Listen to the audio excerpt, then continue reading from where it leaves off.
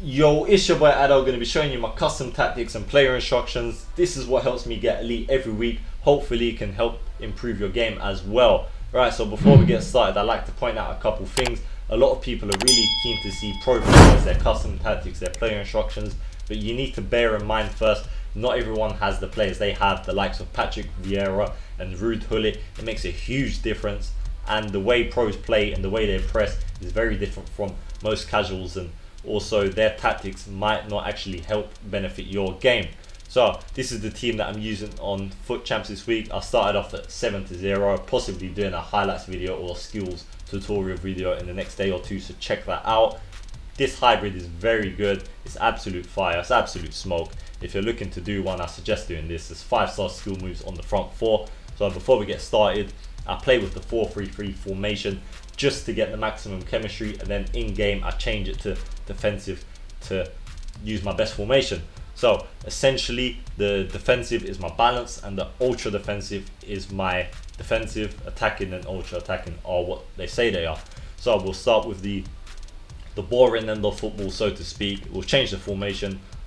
My defensive formation is the 4-2-3-1. It's just the most solid on the game. That or the 4-4-2 in my opinion. They're just, you got cover everywhere and it's just very structured. So you got two options when it comes to defensive style, and I'll show you both of them, their preference. I personally opt for the second one, but I'll show you the first one. A lot of people play it like this. So defensive style, drop back, 5 width, 1 depth. Offensive style, balance, 5 width, players in box, drop that down to 1. Corners and free kicks, 1. You're not looking to concede from a corner or free kick. That's an absolute no. So the reason you'd play it like this is you just want to shut the game out. You don't mind if they're on the ball. You just don't want to concede regardless. Maybe you're in the 80th minute, that sort of scenario, but you're inviting a lot of pressure, and that's what I actually don't like about this. But people tend to play this with the overload ball side, which is just extremely effective. So that's the first option, and the second one, which is what I actually play for my defensive, is 5 width, 4 depth, balanced on both. You can maybe do possession on the drop back one. That might help you keep the ball a bit more and give you some options when you're looking to retain the ball. Also for this one if you want, but I personally leave that on balanced. Width 5, players in box, I leave that on 3, and corners and free kicks, I put that on either 2 or 1. I'm not really concerned about these two. It doesn't really help me in any way from an attacking perspective. I can still score with it on 1. I just don't want to concede a goal. So that's the defensive tactics and formation set. We'll go ahead into the player instructions, and this relates to both of the ones that I just showed you. The fullbacks, stay back while attacking. It's an absolute must. You don't want to get caught napping on the wings. The CDMs, stay back while attacking. Both of them cover center, stay back while attacking, cover center again. Like I said, you just want to keep it solid in the middle of the play. A lot of FIFA 20 attack is based through the center of the park, so let's just shut that out. That's why overload ball side is so effective. The wingers, get in box across, but come back on defense. The cam, come back on defense, get in box across. So basically I'm giving myself options when it comes to the attacking phase of the game, and then when it comes to defensive, they're going to help support me out. But if I do have the ball, I am going to still try attack. That's just the sort of player that I am, and I don't like the opponent to have the ball a lot. I do like to keep hold on to the ball, which is why I don't like the drop back feature. So the striker, getting behind, and we just leave him on basic or stay forward. I personally do basic, get behind, just to give you that option on the other end. So that's the defensive done. We'll go to the balanced, which is shown as a defensive because I do change it in game. Like I said, defensive style, balanced, width 5, depth, we drop that down to 4. Defensive style, I leave that on balance as well. Possession 2 short and 1 direct, and 1 way, sorry, and long balls 2 sort of direct and 1 way, but the opposite sort of end. Fast build up is a bit more attacking, so just that's why I have it on balance. And for defensive, the reason I have it on balance is drop back, I like to keep the ball, I don't want to invite pressure, and all of the other ones are just very attacking, so I don't want to concede a goal when I've just started the game. Right, so offense, width 5, players in box 4, corners and free kicks either 2 or 3 I suggest. I personally have mine on 2 for that one. So sorry, players on box 3 for that one. And formations, I run this on the 4-2-3-1 when it comes to starting. Ignore the player positions, I'm just leaving that there for this video. I don't actually play João Felix on the wing. although he can. So fullback, stay back while attacking. The CDMs, stay back, cover center, and the other one, stay back, cover center. So what a lot of pros do, and what I was touching on, is they probably have one CDM on balance, and it just, if you've got Ruud Gullit or Vieira there, they are much better than most players on the game. And the way those players are, it don't really matter what you've got. I mean, you can put Ruud Gullit on the wing and he'll still track back the middle and catch players. And also the way they obviously press as a professional player is going to be much better than the average. So I suggest leaving it on stay back, cover center. It's still more than good enough. It's still effective.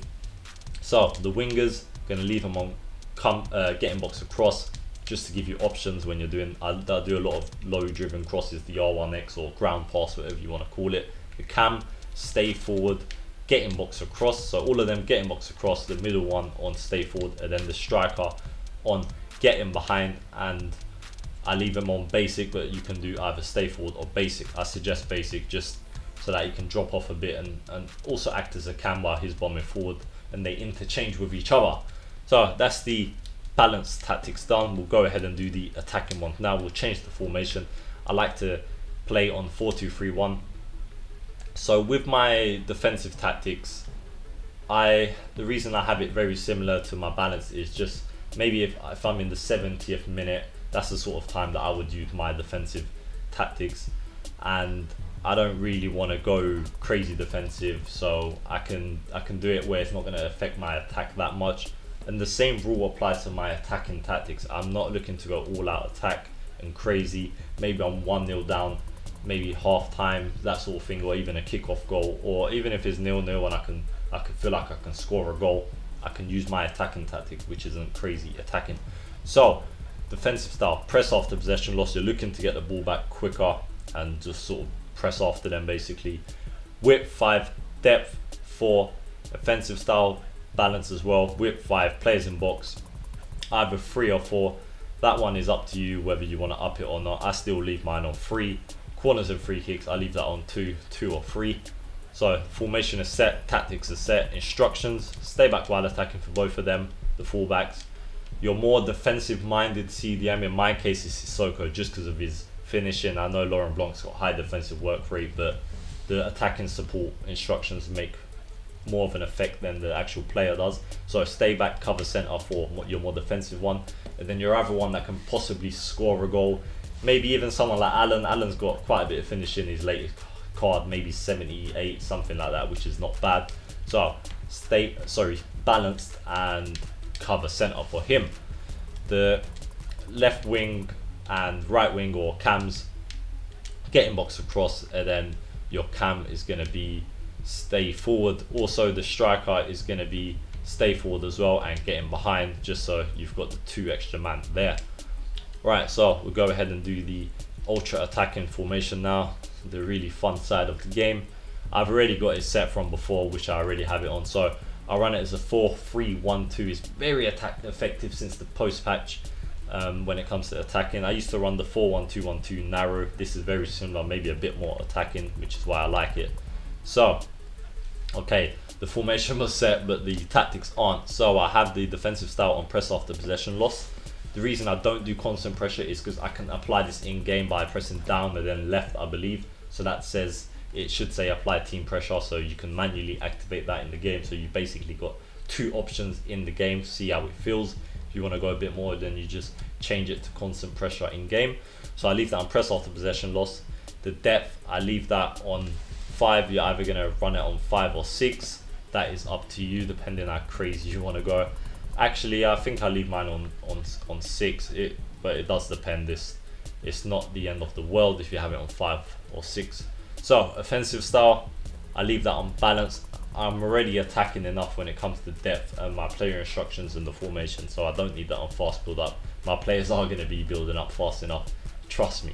So width 5, players in box, I'm going to leave that on 4. I upped it 1. I don't need 100 players in the box. It's not going to help me score, especially when it comes to playing a narrow formation.